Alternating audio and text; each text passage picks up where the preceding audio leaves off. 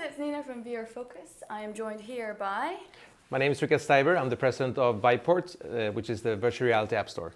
Tell me a little bit about what you're showcasing here today and what you guys want to do in the future.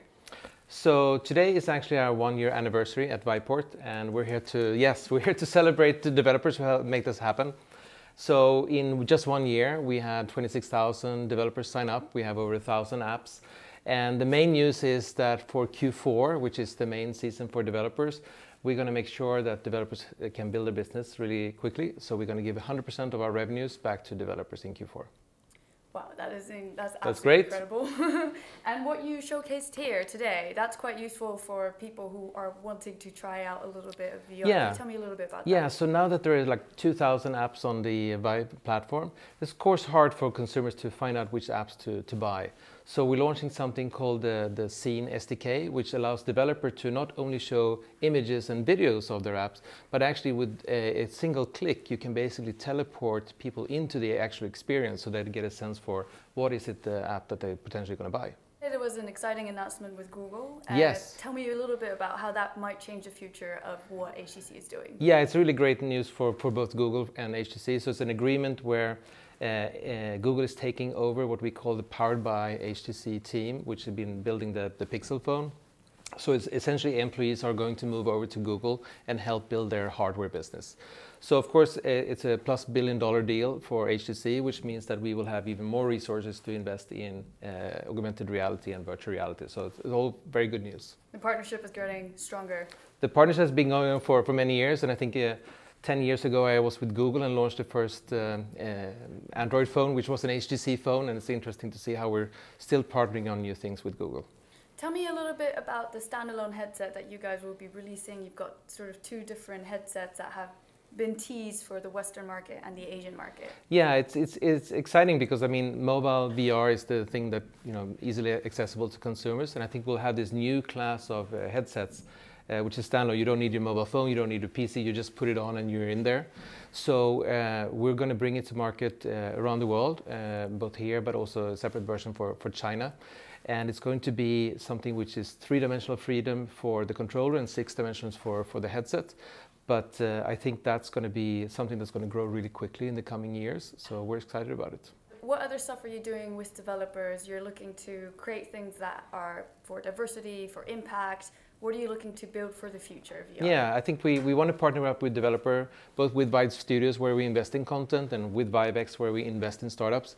But perhaps what I'm most passionate about is VR for Impact, where we're partnering with the United Nations and their 17 sustainability goals, where we kind of want to bring together the causes that trying to save the planet with climate change or poverty with developers, and then we put $10 million on the table to create experiences that highlight these 17 initiatives so we can save our planet essentially. With the coming of like the mixed reality headsets and the AR kit and all of these things, do you think that with VR and AR developers that's just going to grow, that's going to grow exponentially? How would you make sure that the environment is safe, is a good place to work in, and sort of stays as a competitive market that people would want to go into? Because right now I know that a lot of people don't quite know what VR and AR is, and they're only getting little tidbits, but it is the future. Yes, clearly.